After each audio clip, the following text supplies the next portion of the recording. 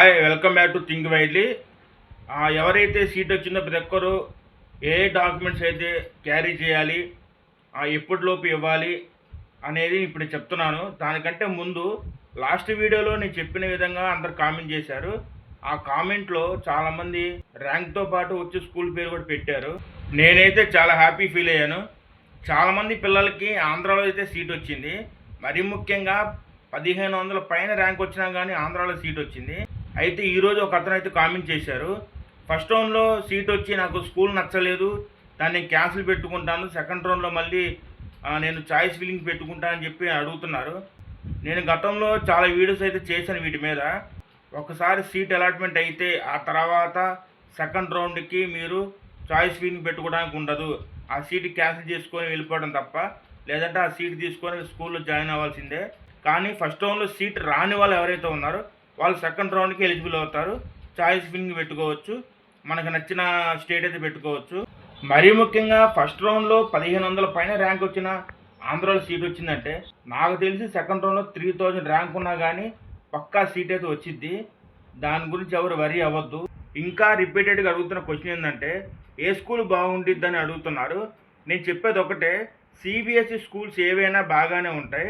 ఏ school అయినా కానీ 20 ఎకరాల కన్నా తక్కువ అయితే ఉండదు. చాలామందికి జేసిక్లీ స్కూల్ వచ్చింది, అలాగే గ్రీన్ ఫీల్డ్ ఇంటర్నేషనల్ స్కూల్ వచ్చింది, ఎంఏ వాళ్ళు వచ్చింది, అక్షర వచ్చింది. ఇంకొకరు కామెంట్ చేశారు, గాయత్రి స్కూల్ కూడా బాగానే ఉంది, బెస్ట్ స్కూల్ అంటున్నారు.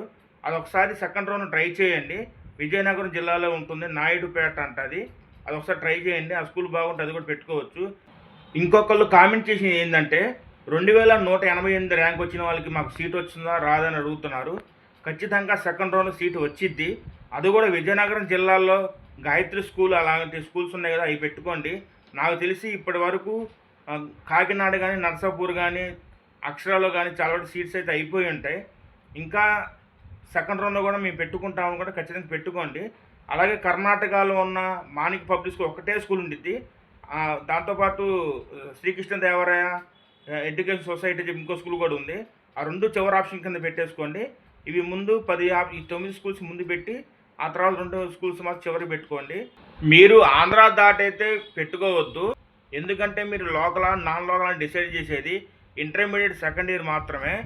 అది కానీ పక్క స్టేట్లో ఉంటే మీరు ఎంసెట్ కానీ రాసుకోలేరు. అలాగే జేఈ మెయిన్స్ అడ్వాన్స్ సంబంధించినవి కూడా ఆ స్టేట్ కిందకే వెళ్తారు. మీరు ఏ స్టేట్కి అయితే చదువుతున్నారో ఆ స్టేట్ కిందకే వెళ్తారు. మీకు సీట్ వచ్చినా రాకపోయినా ఆంధ్రాలో మాత్రమే మీరు చాయిస్ ఫిల్లింగ్ అయితే పెట్టుకోండి. 9 స్కూల్స్ ముందు పెట్టుకోండి. ఆ తర్వాత మీరు కర్ణాటక పెట్టుకోండి. కర్ణాటక అయితే మాణిక్ పబ్లిక్ స్కూల్ వచ్చేసి తెలంగాణకి చాలా దగ్గర అనమాట. అది ఆంధ్ర నుంచి అయితే చాలా దూరమే, ట్రాన్స్పోర్ట్ కూడా చాలా ఇబ్బంది అవుతుంది. అలాగే శ్రీకృష్ణదేవరాయ సొసైటీ స్కూల్ కూడా అనంతపూర్ వాళ్ళకి దగ్గరగా ఉండిద్ది, మనకైతే చాలా దూరంగానే ఉంటుంది, తెలంగాణ వాళ్ళకి దూరంగా ఉంటుంది. కొన్ని స్టేట్స్కి స్కూల్స్ ఇవ్వలేదు. నన్ను అడిగిన ఏకైక కామెంట్ ఏంటంటే వాళ్ళు తెలంగాణ అంట, తెలంగాణ వాళ్ళు నేను ఎక్కడ పెట్టుకుంటే బాగుంటుంది అని అడుగుతున్నారు. నేను చెప్పేది ఒకటే, ఏ స్టేట్కి అయితే సీట్స్ ఇవ్వలేదు ఆ స్టేట్ వాళ్ళు ఎక్కడ పెట్టుకోవద్దు. అయినా పర్లేదు మేము పక్క స్టేట్కి వెళ్ళి చదువుకుంటాం అనుకుంటే ది బెస్ట్ ఆప్షన్ ఆంధ్రాకి పెట్టుకోండి.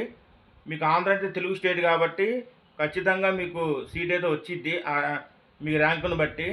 సీటు వచ్చిన ప్రతి ఒక్కళ్ళు తీసుకువెళ్ళాల్సిన డాక్యుమెంట్స్ ఏమిటంటే, ప్రస్తుతానికి నేను చెప్పే దాంట్లో ఒకటి తప్ప మిగతాన్ని తీసుకెళ్ళచ్చు.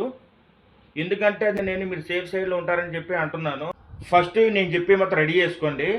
అందులో ఏ స్టూడెంట్ అయితే ఎగ్జామ్ రాశారో ఆ స్టూడెంట్ సంబంధించిన ఆధార్ కార్డు, అలాగే వాళ్ళ పేరెంట్స్ ఆధార్ కార్డులు, అలాగే స్టూడెంట్ క్యాస్ట్ ఇన్కమ్ కూడా తీసుకోవాలి. అలాగే సీట్ అలాట్మెంట్ ఫామ్ కూడా డౌన్లోడ్ చేసుకొని తీసుకెళ్ళాలి. వీటితో పాటు ఒక 7 లేదా 8 పాస్పోర్ట్ సైజ్ ఫోటోలు కూడా తీసుకోండి. ఇవి కేవలం ఆ స్కూల్కి వెళ్ళి మీ సీట్ని లాక్ చేసుకోవడానికి మాత్రమే. మరీ ముఖ్యంగా మీకైతే ఒకటి చెప్పలేదు, అది టీసీ, ఆ ట్రాన్స్ఫర్ సర్టిఫికేట్ అనేది అప్పటికి తీసుకోవద్దు. స్కూళ్ళల్లో మీకు అన్ని వసతులు కరెక్ట్గా ఉన్నాయా, మీ పాప లేదా బాబు అక్కడ చదువుకోగలుగుతారా, ఉండగలుగుతారా అని తెలుసుకున్న తర్వాత మాత్రమే మీరు ఏ స్కూల్ అయితే మీ పిల్లలు చదువుతున్నారో ఆ స్కూల్లో ట్రాన్స్ఫర్ సర్టిఫికేట్ తీసుకొని ఆ తర్వాత సీట్ వచ్చిన చోట సబ్మిట్ చేయండి. నేను ఇంతలా చెప్తుంది ఎందుకంటే మీ పిల్లల భవిష్యత్తు కోసమే.